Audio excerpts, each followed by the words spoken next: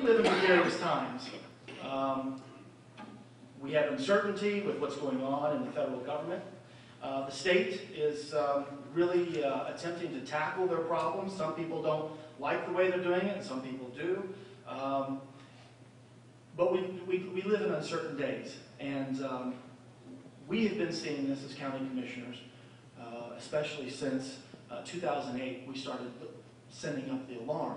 We didn't change our funding streams, or we didn't change our expenditures in that year, but we knew that we were going to have to start getting prepared for the economic tsunami that seemed to be coming through. And I'll talk about that just briefly. One of the things that we did is we started talking openly with the 13 other elected officials. There's 16 of us at the county level altogether. And so there's 13 other elected officials. There's also other appointing authorities. And we all have to make decisions together. And that's why sometimes you get to read about those decisions in the newspaper.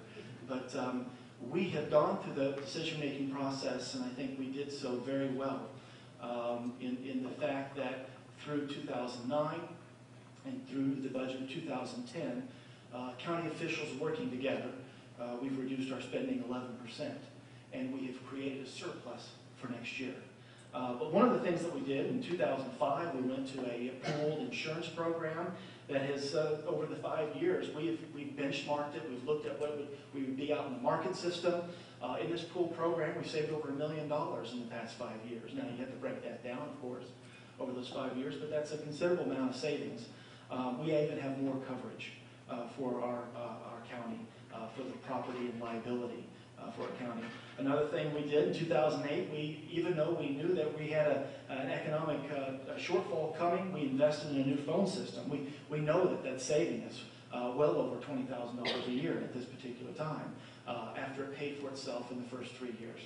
In 2011, this year, we refinanced our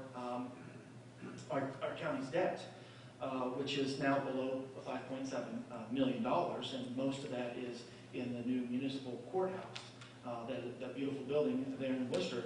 And we refinanced that debt. We'll be saving next year. We had costs this year, but next year we'll be saving over $30,000 a year.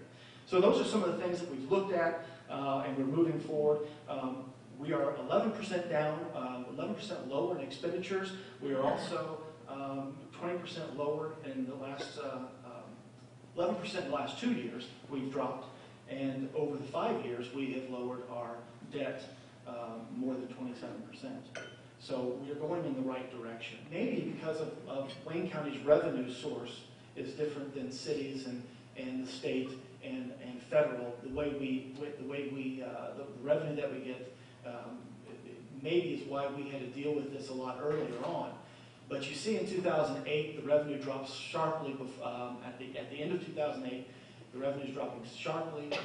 2009, it continues to drop, and we continue to say we must cut and pull back some of the spending, and even reverse what we have spent before in the past. But you see that gap there, and in 2010, at the end of 2010, actual numbers, you see that we finally have closed that gap.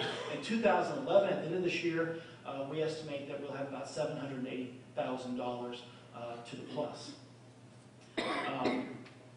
And that is, once again, I want to point out, that's all of the county officials working together to make that happen. Of course, we may have disagreements at time to time, but this is where we are, and that is a very positive thing. One of the things that the commissioners did early on in 2008 is we made a decision at a point in time. In 2009, we had to continue on with that decision, and that is as we look at the overall economy of what's going on with our county, first of all, and what's going on with the citizens and the businesses, and the rollback that's happening in the private sector, we decided that we were not going to grow our expenditures or raise taxes. We decided to instead take this route, and it has worked for us. It's not necessarily in a great position because of Wayne County government. I mean, I think we've done our diligence. We've tried to be responsible with what we've had, but it's because of we're in great shape because of the people of Wayne County. We have deep roots in manufacturing, as you've seen in the city of Wooster and Orville. Rittman, and we also have great agricultural ties and great revenues from that. And many times those two sectors offset each other.